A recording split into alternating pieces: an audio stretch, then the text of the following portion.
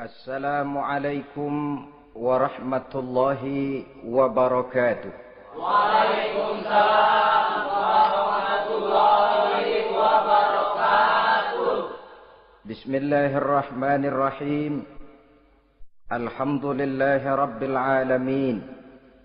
Wassalatu wassalamu ala ashrafil mursalin wa ala alihi wa ashabihil mujahidin at-tahirin, amma ba'du. Saudara-saudara kaum muslimin rahimakumullah. Sebagai kelanjutan dari pembicaraan kita tentang serial para nabi, maka pada pertemuan kali ini kita akan membicarakan riwayat tentang Nabi Sulaiman alaihi salam dan Ratu Balqis.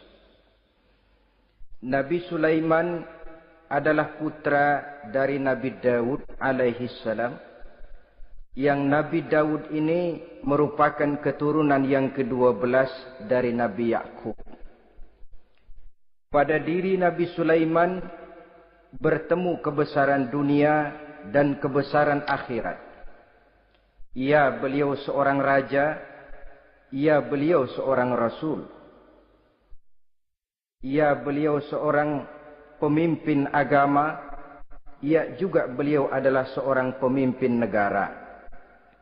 Alangkah idealnya memang jikalau ulama menjadi umara, atau jikalau umara adalah seorang ulama. Dengan posisinya sebagai ulama, maka nilai kepemimpinannya terpelihara dari segala macam bentuk penyelewengan. Dan dengan kedudukannya sebagai umara, dia akan lebih efektif memberikan komando kepada rakyatnya untuk hidup melaksanakan perintah-perintah Allah.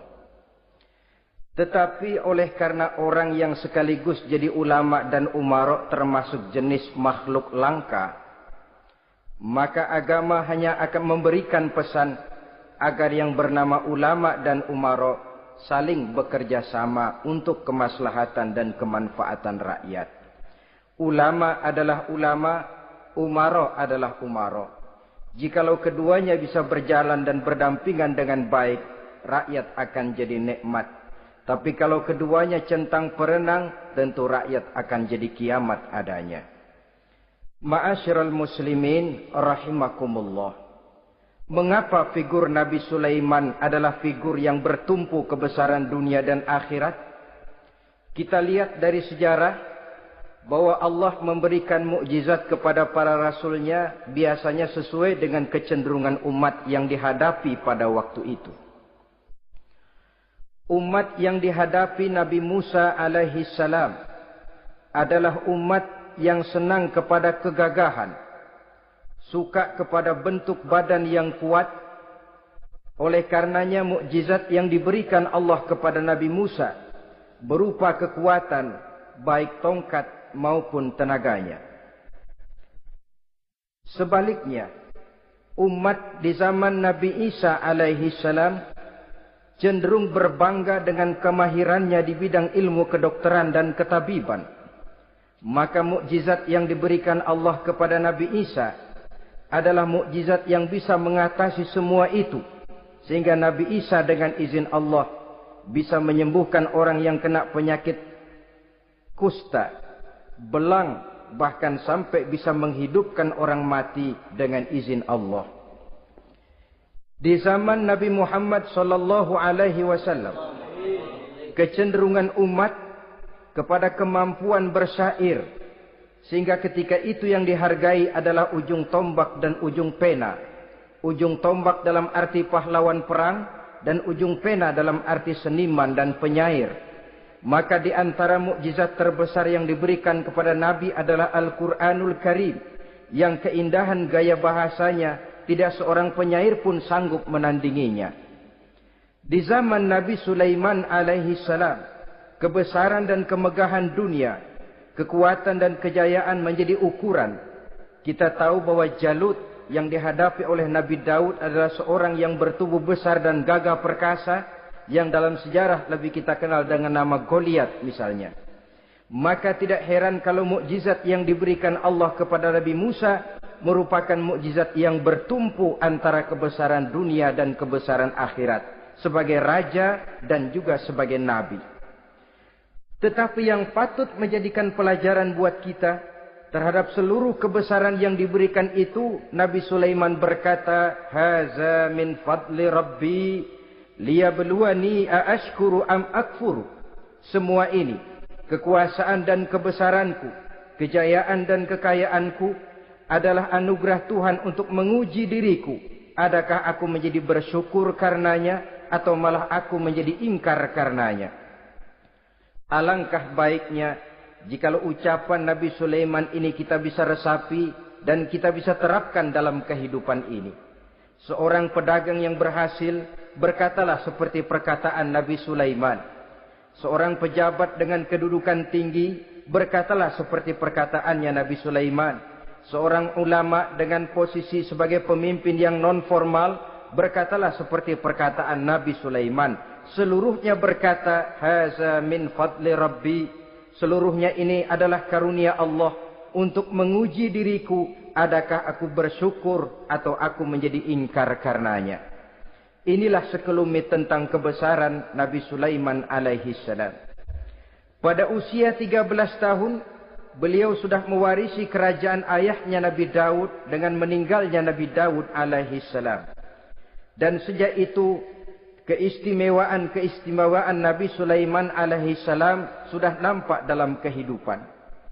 Beberapa keistimewaan bisa kita catat dari pribadi Nabi Sulaiman ini. Pertama, beliau cerdik, cerdas dan bijaksana. Dan tentu saja harus begitu. Kalau Rasul goblok, mana ada umat yang mau ikut. Tetapi kecerdikan dan kecerdasan serta sifat bijaksana ini nampak dari beberapa kisah yang pernah dihadapinya.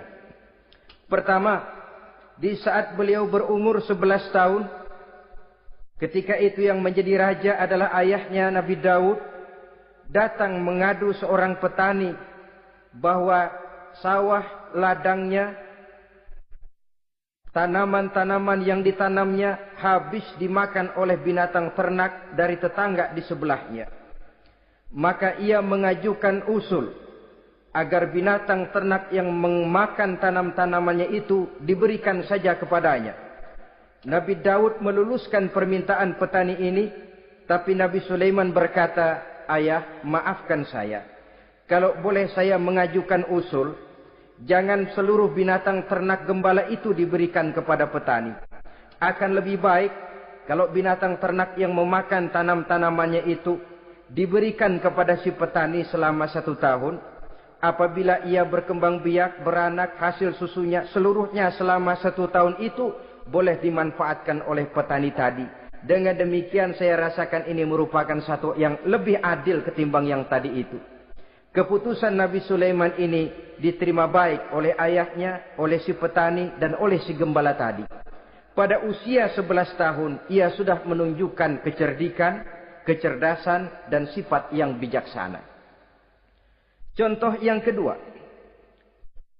Ada 2 orang ibu yang pada saat akan bekerja di ladang, masing-masing meletakkan bayinya di satu tempat. Lalu keduanya pun asyik pergi bekerja. Sedang kedua ibu itu bekerja dengan asyiknya, datanglah seekor serigala menerkam salah seorang anak bayi tadi.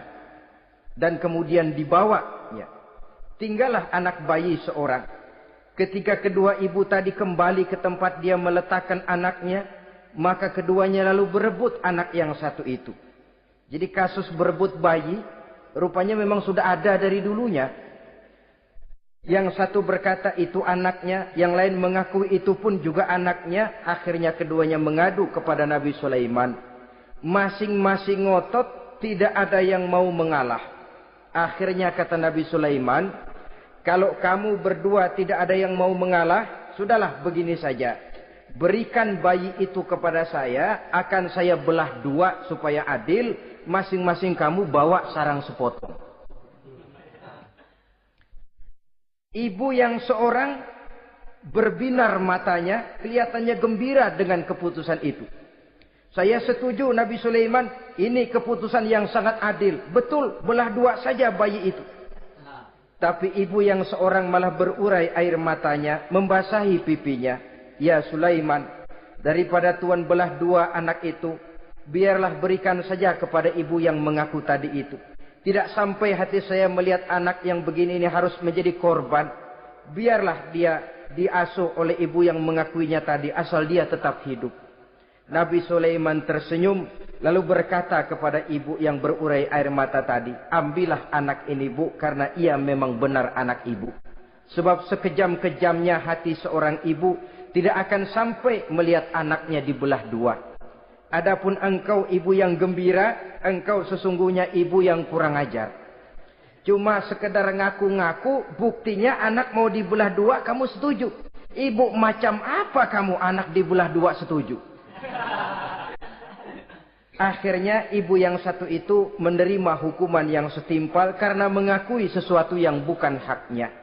Di sini kita lihat kebijaksanaan yang dimiliki oleh Nabi Sulaiman alaihi salam. Bukti yang ketiga, pada waktu beliau mengadakan jihad fi sabilillah, beliau mengadakan mobilisasi dana. Tidak cuma manusia, binatang seluruhnya ikut memberikan sumbangan. Ketika datang gajah, gajah nyumbang kerbau. Datang kerbau, kerbau nyumbang kambing. Datang kambing, kambing nyumbang ayam. Datang ayam nyumbang burung. Datang burung nyumbang balang. Datang balang nyumbang semut. Gajah yang nyumbang kerbau ngelihat balang nyumbang semut ketawa.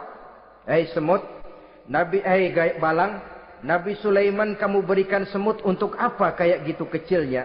Lihatin dong saya nyumbang kebo," kata gajah. Nabi Sulaiman tersenyum seraya bersabda, "Al-hadiyatu biqadril muhdi." Pemberian itu memang sesuai dengan kemampuan orang yang memberi. Kalau gajah nyumbang kerbau, itu wajar saja. Gajah besar, sumbangannya pun besar. Sebaliknya kalau balang nyumbang semut, itu juga memang pantas. Balang kecil, sumbangannya pun kecil. Yang tidak wajar kalau ada balang mau nyumbang kerbau, ada gajah nyumbang semut. Di sini kelihatan watak yang bijaksana dari Nabi Sulaiman alaihi salam. Ini merupakan ciri keistimewaannya. Setiap rasul dibekali dengan sifat ini yang namanya sifat fatonah. Cerdik, cerdas, dan bijaksana. Yang ini memang merupakan mukjizat. Kecerdasan seorang rasul tidak merupakan hasil sekolahan, tapi merupakan bimbingan wahyu semata-mata, dan ini yang tidak bisa ditandingi oleh manusia. Jadi jangan lalu ngambil dalih rasul aja nggak sekolah pinter, lalu ikut nggak sekolah ya goblok terus. Itu khususiat kok. Sifat yang namanya fatona itu merupakan bimbingan daripada wahyu. Adapun manusia, jikalau dia mau cerdik, jikalau dia mau cerdas, jikalau dia mau bijaksana, dia harus belajar. Dia lewat bangku sekolah, dia lewat teman bergaul, dia lewat bertanya kepada orang-orang pandai, atau autodidak dengan hidup banyak membaca dari kehidupan ini. Dengan demikian nilai kecerdikan, kecerdasan dan kebijaksanaannya akan bisa meningkat adanya. Ini keistimewaan pertama. Keistimewaan yang kedua, Nabi Sulaiman diberikan kekuasaan oleh Allah sehingga bisa menguasai angin, jin, bahkan juga mengerti segala macam bahasa binatang. Menguasai angin, beliau bisa menundukkan angin ribut dan memerintahkannya angin itu. Dalam surah Al-Anbiya ayat 81 kita temukan, "Wali Sulaiman ar-riha asifatan tajri bi amrihi ilal ardil lati barakna fiha." Dan bagi Sulaiman, ia mampu menundukkan angin ribut yang bertiup menurut perintahnya ke permukaan bumi yang kami berkahi di dalamnya. Menguasai angin, barangkali istilah sekarangnya, memahami betul meteorologi. Itu sebabnya mukjizat hanya diberikan kepada Rasul. Orang yang jiwanya sudah stabil. Coba kalau potongan kita diberikan keistimewaan bisa ngatur angin, Saban Sari main angin. Nggak boleh ada orang kita keselin. Kesel sama orang, undang angin, hantam saja. Maka mukjizat semacam ini hanya diberikan kepada orang yang jiwanya sudah stabil. Ada satu cerita, namanya juga cerita, tapi kebenarannya mendekati. Seorang wali di tanah Jawa sholat Jumat di Masjidil Haram di Mekah itu. Namanya wali kalau di Jawa kan pakai belangkon. Dia sembahyang di Masjidil Haram. Ini ada orang Arab usil. Tumben ngelihat belangkon. Ini apa di tengah masjid? Dia tepak belangkon itu. Miring di atas kepala. Begitu belangkonnya miring, tanah kayaknya ikut miring. Sehingga penduduk heran. Ini apa tanah jadi miring begini? Lalu ada seorang wali juga yang alim dan mengerti. Lihat-lihat di tengah Masjidil Haram ada belangkon miring di atas kepala. Jangan-jangan ini sebabnya ini. Dia samperin, dia dananin lagi tuh belangkon rata. Tanah kelihatannya kayak rata lagi. Keistimewaan seperti ini pun hanya diberikan kepada orang yang jiwanya memang sudah stabil. Coba kayak kita diberikan keistimewaan kayak begitu. Main belangkon melulu. Saudara-saudara kaum muslimin rahimakumullah. Juga bisa menguasai jin. Memerintahkan jin. Dan juga mengerti segala macam bahasa binatang. Kita bisa lihat dalam surah As-Saba ayat 12 misalnya. Demikian juga tentang mengerti bahasa binatang. Pada satu hari Nabi Sulaiman dan bala tentaranya lewat di satu lembah. Lembah itu kebetulan lembah semut. Ketika mereka lewat di lembah itu, Raja Semut lihat dari kejauhan, dia pidato kepada rakyatnya para semut itu. Apa katanya? Ya ayyuhan namlu dukhulu masakinakum. La yahtimannakum Sulaiman wa junuduh. Wahum la yash'urun. Jadi ini Raja Semut melihat Nabi Sulaiman datang bersama seluruh bala tentaranya. Dia pidato kepada rakyatnya. Saudara-saudaraku rakyat semut. Di mana saja suara saya bisa didengar. Perhatian, perhatian. Ini Nabi Sulaiman mau liwat dengan seluruh bala tentaranya. Kamu semua supaya masuk ke dalam lubang kamu masing-masing. Sebab kalau kamu enggak masuk ke lubangmu masing-masing, akan diinjak oleh Sulaiman dan bala tentaranya. Sedangkan mereka tidak tahu kalau kamu kena injak. Masuklah semut itu seluruhnya ke dalam lubangnya masing-masing. Nabi Sulaiman senyum. Fatabassama dhahikan min qawliha. Mendengar ucapan Raja Semut ini, Nabi Sulaiman tersenyum. Lalu berkata, apa katanya? Rabbi auzi'ni an ashkura ni'mataka allati an'amta alayya wa ala walidayya wa an a'mala salihan tardahu wa adkhilni birahmatika fi ibadika salihin. Satu pengakuan yang tulus, yang jauh dari watak kesombongan. Mendengar Raja Semut berkata semacam itu, beliau senyum. Lalu berkata, wahai Allah, tetapkan kiranya hati saya ini untuk selalu bersyukur terhadap nikmat yang engkau karuniakan kepada saya.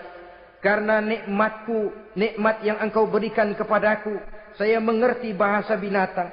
Karena mengerti bahasa binatang, saya mengerti seruan Raja Semut itu. Tetapkan saya untuk selalu bersyukur ya Allah atas nikmat yang engkau berikan ini. Atas nikmat yang engkau berikan kepada kedua orang tua saya. Dan tetapkan saya untuk selalu melakukan amal soleh yang engkau ridhoi. Dan masukkan saya ke dalam golongan hamba-hambamu yang soleh. Satu pengakuan yang tulus. Yang jauh dari sifat kesombongan. Mungkin kalau sombong yang lahir. Begitu dengar Nabi Sulaiman bahwa semut ngomong begitu. Beliau akan berkata, iya masuk ke buruan. Tapi kan tidak.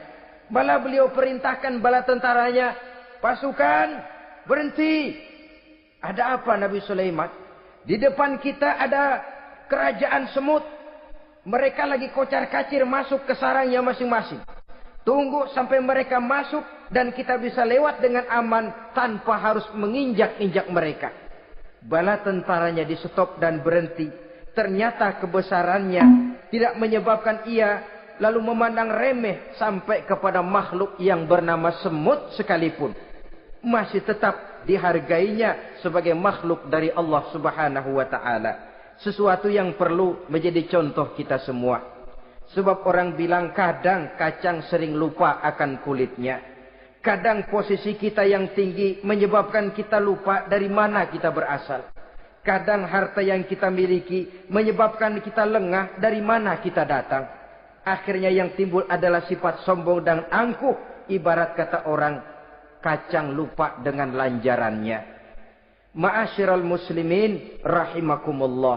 Ini kebesaran dan keistimewaan yang diberikan Allah kepada Nabi Sulaiman alaihi salam. Apa yang perlu kita jadikan tamsil dan ibarat dari kebesaran ini? Saudara-saudara kaum muslimin rahimakumullah. Keadilan sebagai umara yang berpadu dengan kebijaksanaan sebagai ulama. Satu hari seorang sahabat bertanya kepada Rasulullah sallallahu alaihi wasallam. Ya Rasul, kalau pada satu saat ajal merenggut Tuhan berlalu meninggalkan kami sekalian, kita berpisah untuk selamanya ya Rasul. Dalam kondisi semacam itu, azahrul ardi khairul lana am batniha. Mana yang lebih baik ya Rasul buat kami kalau sudah ditinggalkan oleh Tuhan? Permukaan bumi atau perut bumi yang lebih baik? Ini pertanyaan dengan bahasa kinayah. Permukaan bumi maksudnya hidup. Perut bumi maksudnya mati. Orang kalau sudah masuk ke perut bumi kan habis. Ya Rasul, kalau engkau sudah tidak ada meninggalkan kami semua, mana yang lebih baik buat kami, hidup atau mati? Bukan main pertanyaan ini. Di satu sisi menggambarkan cintanya sahabat kepada Nabi. Sehingga kalau tidak bisa mati bersamaan, biarlah mati beriring saja.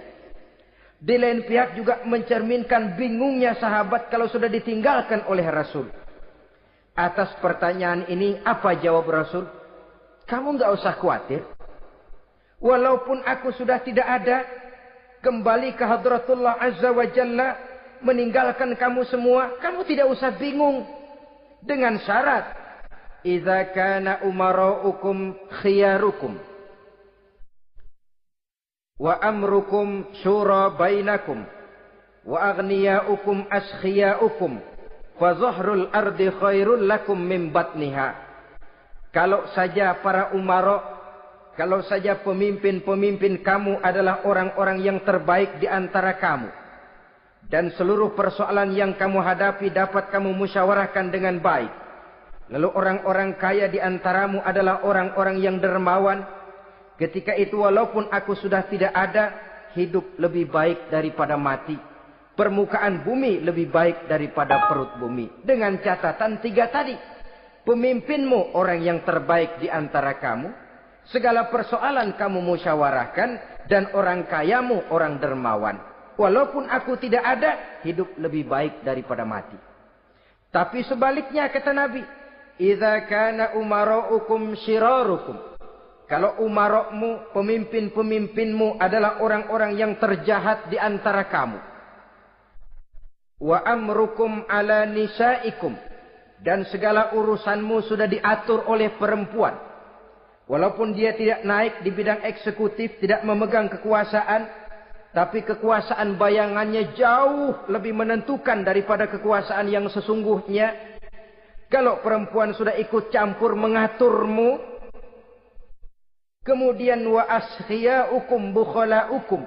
Orang-orang kaya di antaramu adalah orang-orang yang bakhil bin pelit alias kikir. Maka ketika itu kata Nabi, fabatnul ardi khairul lakum min zahriha. Perut bumi lebih baik daripada permukaan bumi. Apa yang bisa diharapkan dari pemimpin yang zalim, perempuan yang sok kuasa, dan orang-orang kaya yang bakhil dan pelit? Dalam kondisi semacam itu, bertemulah kita dengan yang bernama kiamat. Dan kalau sudah kiamat macam itu kata Nabi, perut bumi lebih baik daripada permukaan bumi. Maka yang kita perlukan sekarang adalah kerjasama antara ulama dengan umara. Ulama bukan umara, umara pun bukan ulama. Harus saling kerjasama dan jangan saling memperalat. Kerjasama menurut bidangnya masing-masing menjadi yang terbaik di bidangnya. Jangan sudah jadi kiai karena ingin berpartisipasi aktif lalu pindah jadi pemborong jembatan.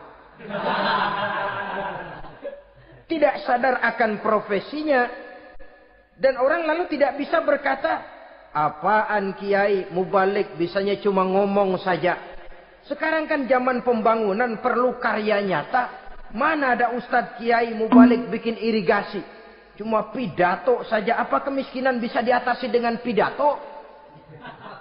Ini juga orang tidak ngerti urusan. Wong Nabi saja ngajarin kok. Iza wusidal amru ila ghairi ahlihi fantaziri sa'ah. Yang kemudian diterjemahkan dalam manajemen modern. The right man on the right job. Bahwa persoalan harus diserahkan kepada orang yang memang ahlinya.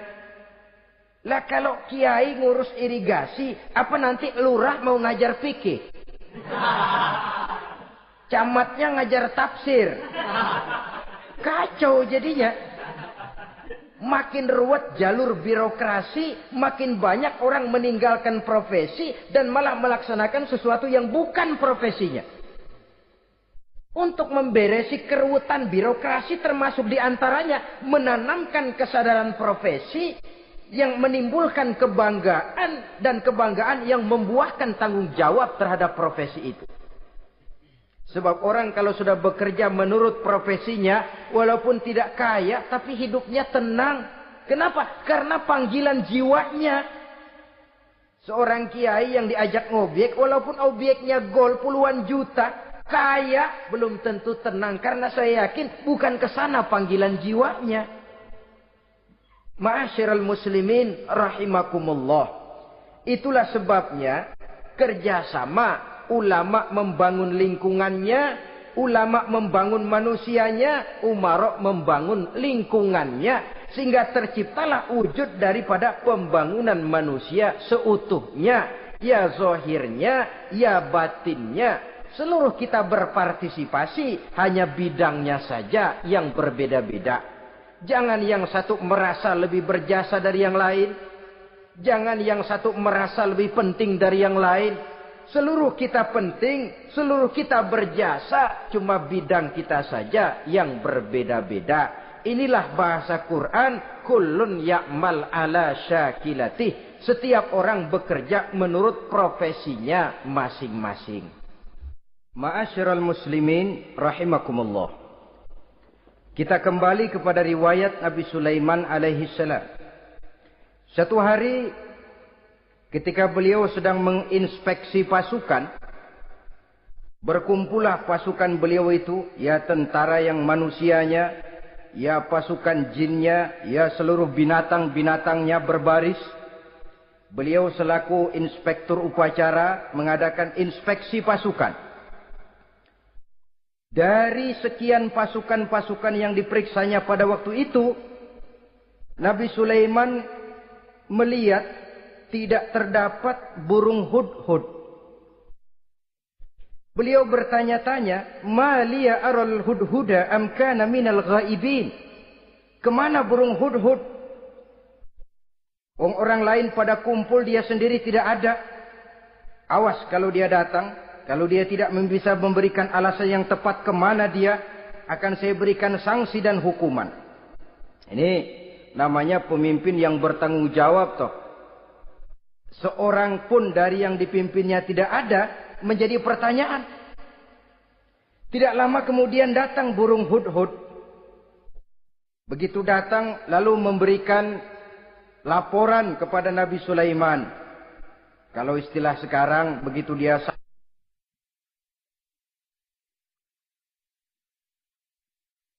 sampai berdiri hormat, lapor, kata hudhud ini.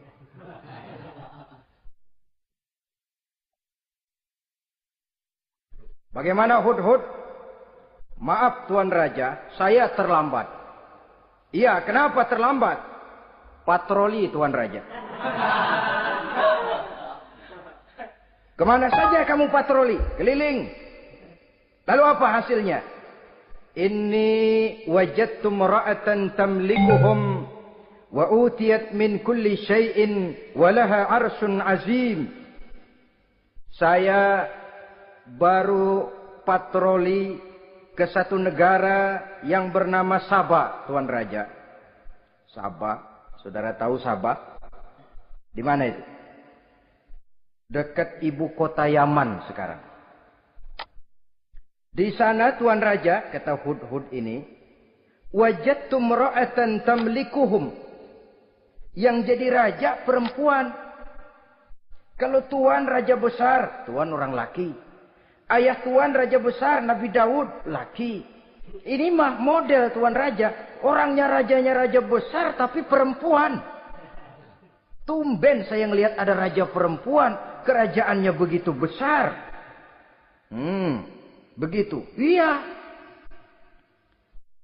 Lalu dia jadi raja bagaimana? Ya mewarisi kerajaan ayahnya Sri Baginda Raja Sarahil. Ketika ayahnya wafat dia naik. Walaha arsun azim. Singgasananya besar. Bagus. Antik Tuan Raja. Terus bagaimana lagi? Wajadtuha wa qaumaha yasjuduna lisyamsi min dunillah. Yang jadi pikiran saya Tuan Raja. Dengan kekuasaan yang besar. Mereka itu seluruhnya. Seluruh bala tentaranya dan kaumnya. Yasjuduna lisyamsi. Mereka menyembah matahari. Bukan menyembah Allah. Mendengar ini Nabi Sulaiman tergerak hatinya. Waktu mendengar rajanya perempuan, kekuasaannya besar, belum tergerak. Tapi ketika sampai kepada yasjuduna lisyamsi, mereka sujud kepada matahari, di situ pribadi seorang rasulnya tergerak. Siapa nama ratu itu? Namanya Ratu Balkis Tuan Raja. Begini Hudhud. Laporan kamu saya terima. Alasan kamu datang terlambat bisa dipertanggungjawabkan. Kamu tidak kena hukuman. Cuma begini saja Hudhud. Karena kamu yang laporan. Kamu yang tahu lokasi negaranya. Kamu yang harus melaksanakan tugas ini. Apa Tuan Raja? Idhab bi kitabi hadza fa'alqih ilaihim. Kamu berangkat lagi ke negeri Sabah. Bawa surat saya. Berikan kepada mereka. Thumma tawalla anhum. Kemudian kamu berpaling dari mereka. Tapi jangan pulang. Fanzur madza yarji'un. Lihat apa reaksi mereka setelah menerima surat ini. Baik Tuan Raja, baik. Nabi Sulaiman menulis sepucuk surat kepada Ratu Balkis. Dan surat itu dibawa oleh burung Hudhud tadi. Terbanglah si burung Hudhud ini ke negeri Sabah. Masuk ke istana Ratu Balkis. Dan surat itu jatuh di kamar Ratu Balkis. Diambil surat tadi. Kemudian dibaca. Apa isi suratnya? Innahu min Sulaiman. Wa innahu bismillahirrahmanirrahim. Alla ta'lu alayya. Wa'tuni muslimin. Surat ini dari Sulaiman. Bismillahirrahmanirrahim. Jangan kamu merasa lebih tinggi dari aku. Datanglah kepadaku dan masuk ke dalam agama Islam. Suratnya singkat, padat, ultimatum. Jadi enggak pakai bahasa kembang, enggak pakai bahasa basi, langsung kepada isi. Surat ini dari Sulaiman. Bismillahirrahmanirrahim. Jangan kamu merasa lebih tinggi dari aku. Datanglah kepadaku dan masuklah ke dalam agama Islam. Ini yang disebut dakwah langsung tanpa pakai kembang. Saudara-saudara, menerima surat semacam ini, Ratu Balkis lalu ngumpulin para pembantu kerajaan, aparat pemerintah lah zaman sekarang. Termasuk menteri-menteri. Dipanggil sidang darurat di istana Ratu Balkis. Membahas datangnya surat dari Nabi Sulaiman alaihissalam. Tuan-tuan para menteri. Bagaimana Sri Ratu? Saya dapat surat. Dari mana? Dari Sulaiman. Katanya apa? Jangan kamu merasa lebih hebat dan lebih tinggi dariku.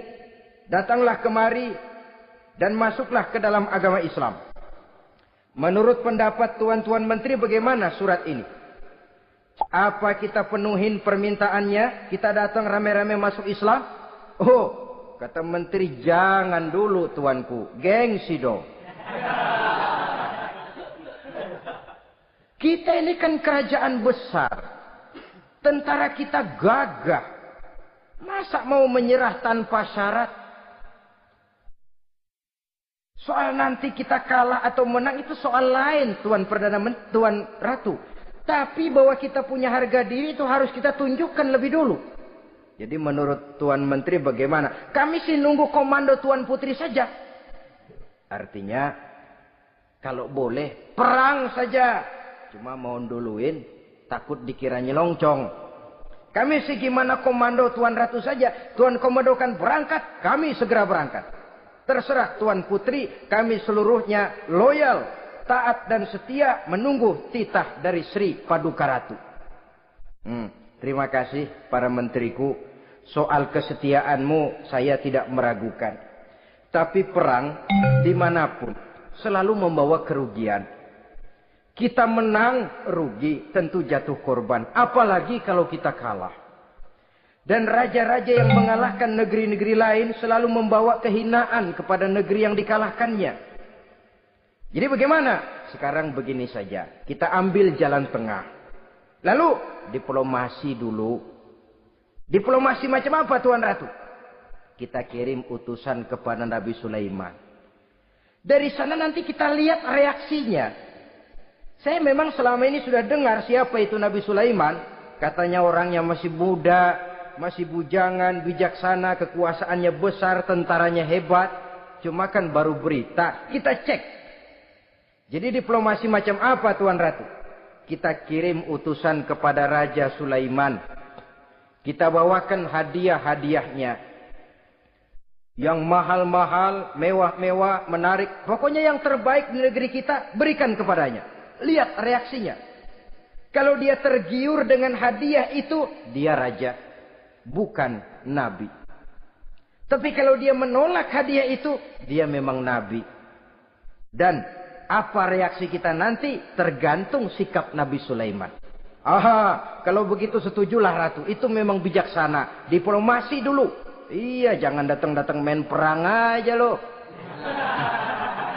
Perang sih gampang. Tapi ini kan ada meja perundingan. Sepanjang masih kita bisa menempuh jalan damai, damai saja dulu. Baik. Maka diaturlah satu barisan diplomasi untuk menuju Palestina, kerajaan Nabi Sulaiman alaihi salam. Rombongan terdiri dari 500 orang laki-laki dan 500 orang perempuan. Yang laki ganteng, yang perempuan cantik. Yang laki dikendarai dengan kuda-kuda pilihan dan yang perempuan dikendarai dengan keledai-keledai pilihan. Kuda dan keledai pun dihiasi begitu rupa. Pelanaknya yang terbagus dilapis dengan sutra. Sedangkan bawaan-bawaannya tidak lain daripada intan, berlian, mutiara, jamrud, yakut, kesturi. Yang dilapis dengan sutra tenun yang asli. Pendeknya hadiah yang serba wah. Dan rombongan ini dipimpin oleh seorang diplomat ulung dari negeri Sabah. Bernama Munzir bin Amru. Ini ahli diplomasi dari negeri Sabah. Dipesanlah oleh Ratu Balkis, kalau datang nanti kamu ke negeri Sulaiman, sikapmu harus begini, begini, dan segala macam. Ditatar dulu. Sebab ini mau diplomasi tingkat tinggi. Baik, Sri Ratu. Nah, sudah mendengar perundingan ini, burung hudhud pulang ke negeri Nabi Sulaiman. Apel lagi, lapor Tuan Raja. Bagaimana hudhud? Sikapnya mereka akan mengutus utusan dengan membawa berbagai macam hadiah untuk datang ke negeri kita. Baik. Nabi Sulaiman kumpulkan tentaranya, terutama para jin. Hei tentaraku, khususnya kalian para jin. Akan datang rombongan tamu besar ke negeri kita. Maka mulai saat ini saya komandokan. Kamu bangun satu istana yang megah. yang belum pernah ada dalam waktu yang relatif singkat. Dan lantai daripada istana itu harus dilapisi dengan kaca-kaca tebal yang bening. Bawahnya diisi dengan air, diisi dengan ikan-ikan hias yang indah-indah. Baik Tuan Raja. Maka tentara Nabi Sulaiman sejak manusia sampai binatang sampai jin, semuanya kerja bakti membangun istana yang megah. Sehingga sebelum rombongan kerajaan Sabah ini sampai, istana sudah selesai. Mereka masuk ke dalam istana Nabi Sulaiman. Begitu melihat lantainya gemerlapan air, masing-masing pada ngangkat kain. Takut kainnya basah. Waduh, ini istana kebanjiran begini pikiran. Kata Nabi Sulaiman, nggak usah diangkat kainnya, nggak usah. Ini dilapis kaca, cuma bawahnya memang kolam. Kolamnya berisi ikan. Oh, bengong. Bengong. Bengong aja pada melongo mulutnya. Saudara-saudara, jadi persis orang yang tinggal di puncak gunung datang ke tengah-tengah kota. Kan noraknya minta ampun. Apaan aja ditunjuk. Apaan aja dilihat, apaan aja ditunjuk. Ini ya, itu ya, wah. Wah, sudah semuanya serba wah. Jadi kalau istilah tingkat diplomasinya, mereka sudah kalah mental. Dan itu sudah kemenangan pertama dari Nabi Sulaiman. Sudah shock. Mereka merasa negeri Sabah kaya, luar biasa, hebat. Begitu datang ke negeri Sulaiman, mereka jadi orang norak kayaknya. Sudah kumpul, nah selamat datang tuan-tuan ke negeri kami. Ada pesan apa? Majulah Munzir bin Amru. Tuan Sulaiman, bagaimana? Kami diutus oleh Sri Baginda Ratu Balkis untuk menyampaikan hadiah-hadiah yang kami bawa ini. Intan, berlian, yakut, jamrud, kesturi, dan barang-barang mahal lainnya. Mudah-mudahan Tuhan bisa menerima dengan senang hati. Nabi Sulaiman tersenyum. Lalu beliau berkata, Atumiddunani bimalin, fama atani Allahu khairun mimma atakum. Kamu mau memberikan saya seluruh hadiah-hadiah permata intan ini? Padahal apa yang telah diberikan Allah kepada saya jauh lebih baik dari apa yang telah diberikannya kepadamu. Kamu merasa bahwa saya kekurangan semua ini? Ketahuilah tuan-tuan, saya punya lebih banyak dari apa yang tuan-tuan berikan sekarang ini. Irja' ilaihim. Bawa pulang kembali seluruh hadiah ini. Sampaikan salam saya kepada ratumu, Ratu Balkis. Falanatiyannahum bijunudin la qibala lahum biha. Kalau mereka tetap tidak mau datang menyatakan keislaman, kami yang akan datang ke sana dengan seluruh bala tentara kami yang mereka pasti tidak akan sanggup menghadapinya. Saudara bisa baca dalam surah An-Naml ayat 36. Saudara hadirin ma'asyiral muslimin rahimakumullah. Kalau orang sudah silau dengan yang namanya upeti, hadiah, harta, secara mental dia sudah jatuh. Andai kata ketika itu Nabi Sulaiman menerima seluruh hadiah tadi, maka misi kerasulannya tidak akan jalan. Wibawanya hancur dan dia tidak akan sanggup lagi mendakwahkan Ratu Balkis untuk masuk ke dalam agama Islam. Dia akan jadi cemoohan di negeri Sabah. Sulaiman ngomong aja dikasih hadiah telap. Nah, ternyata ada yang lebih mahal dari harta. Ada yang lebih mahal dari intan dan mutiara. Ada yang lebih mahal dari pangkat dan kedudukan. Apa dia? Harga diri. Dan itu yang langka sekarang ini. Lebih baik jalan kaki tapi kita bebas mendongakkan kepala kemanapun kita mau. Daripada naik mobil empuk tapi mata nunduk saja nggak berani lihat ke atas. Kehilangan harga diri. Ulama yang kehilangan harga diri akan menyelewengkan ayat. Pejabat yang kehilangan harga diri akan melakukan segala macam penyelewengan. Dan lain sebagainya. Harga diri sesuatu yang mahal. Terutama di kota-kota besar, kota-kota yang menyandang gelar metropolitan, biasanya harga diri ini sudah tidak dihiraukan orang lagi. Cuma untuk uang yang relatif kecil, cuma untuk kedudukan yang temporer, orang tidak segan-segan mengorbankan sesuatu yang paling mahal yang bernama harga diri. Akhirnya suap merajalela, sogok menjadi-jadi, semir pun menjamur. Bahkan malah kadang-kadang jadi target. Sehingga ada pernah berita jabatan wakil gubernur katanya dikomersilkan.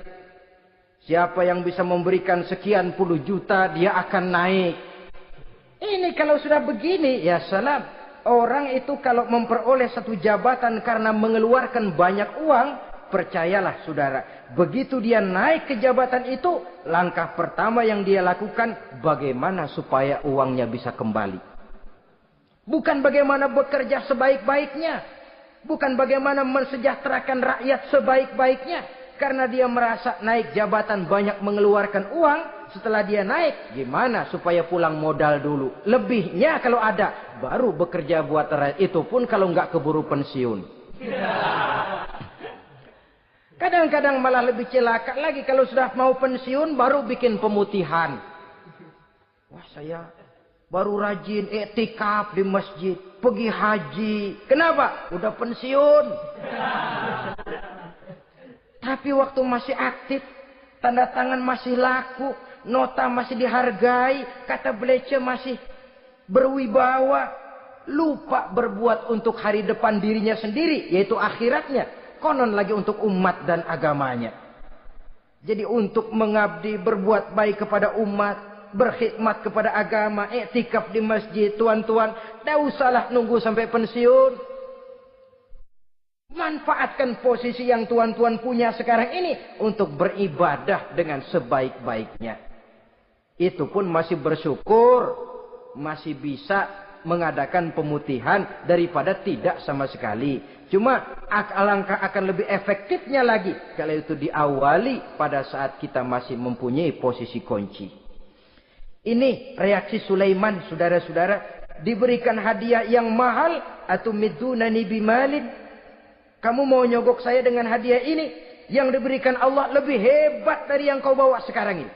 Apa yang saya cari? Oleh Allah saya telah diberikan sesuatu yang lebih besar dari yang kau bawa. Sudah, bawa pulang saja. Sampaikan salam kepada ratumu. Kalau dia tetap ngotot tidak mau kemari, saya yang akan datang ke sana dengan seluruh bala tentara yang saya yakin sampean akan kewalahan ngadepinnya. Pulang, sampaikan salam saya, bawa seluruh hartamu. Diplomasi tahap pertama menang total. Utusan Raja Sabah sudah kalah mental, kalah juga fisik. Pulanglah mereka dengan membawa kembali seluruh hadiah yang mereka ingin sampaikan tadi. Bisa dibayangkan mentalnya. Ya. Sama juga kita sudah punya niat ingin menyogok seseorang. Tahu-tahu yang mau disogok nggak nerima. Pulang kayaknya muka kan belipet. Sulit ketemu orang. Jadi perasaan kita orang pada ngetawain aja. Padahal orang mah nggak tahu persoalannya. Itu sikap mental sendiri itu. Jadi memang saudara-saudara ini berkaitan. Walaupun yang mau nyogok banyak, kalau yang disogok nggak mau, nggak jadi. Walaupun ada yang minta disogok, kalau yang mau nyogok nggak ada, juga nggak nyetel. Lah ini nyetel yang mau nyogok banyak, yang disogok pun ada. Jadilah perbuatan itu. Ma'asyiral muslimin rahimakumullah. Sampai mereka di kerajaan Sabah, mereka ceritakan itu. Ratu Balkis bengong. Ternyata yang saya dengar selama ini memang benar rupanya.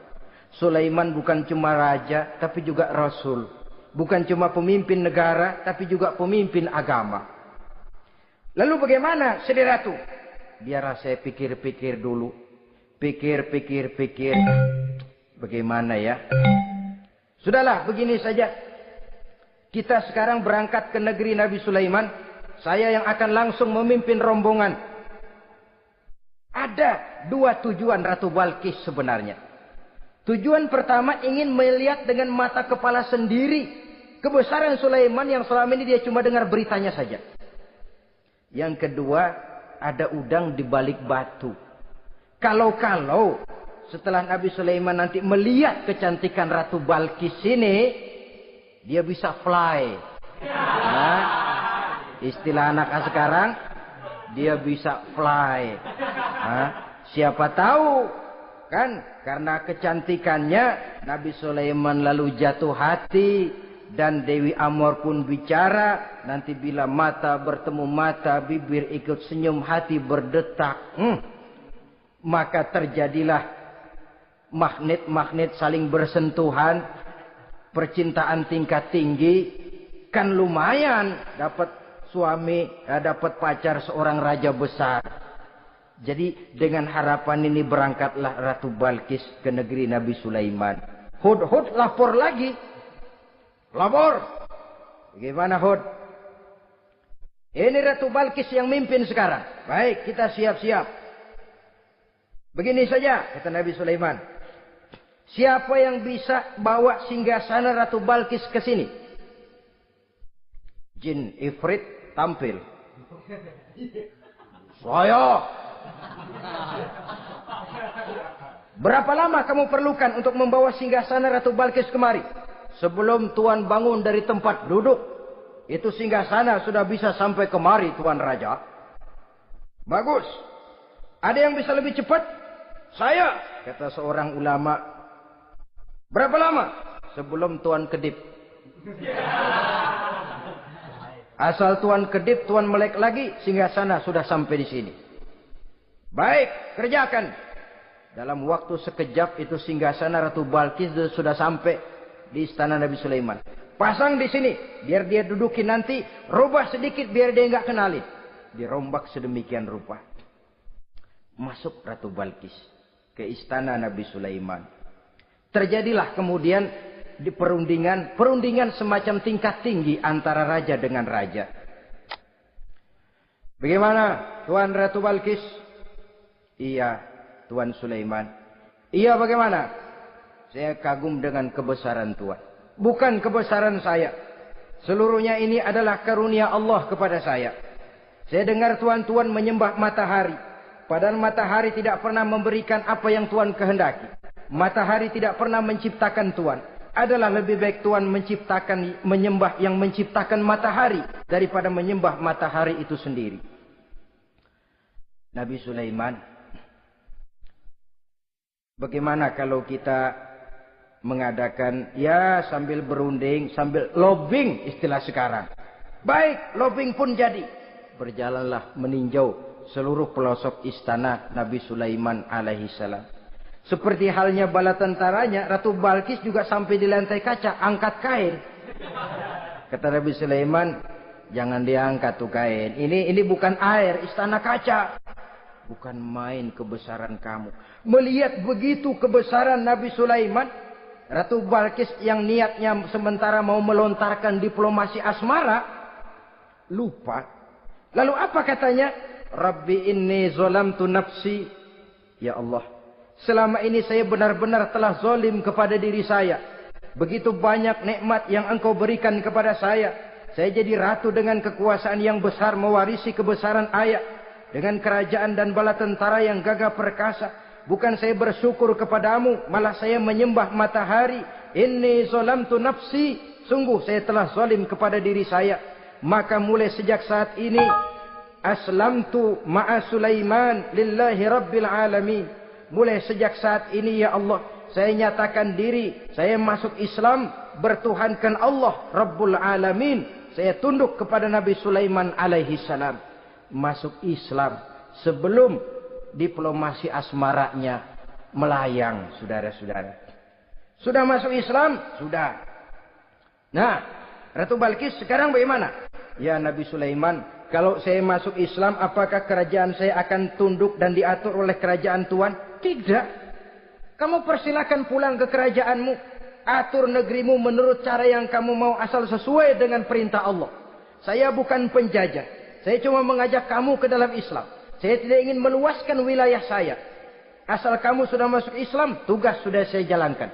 Perkara kerajaanmu, kau pulang, kau atur, dan kau tetap jadi raja. Jangan merasa kalau sudah masuk Islam lalu kerajaanmu saya caplok. Islam bukan penjajah, Ratu Balkis. Baiklah Nabi Sulaiman, saya tahu. Tapi untuk melanggengkan kerjasama antara kerajaan Sabak dengan kerajaan Tuhan, caranya bagaimana? Mulai ngojok-ngojok.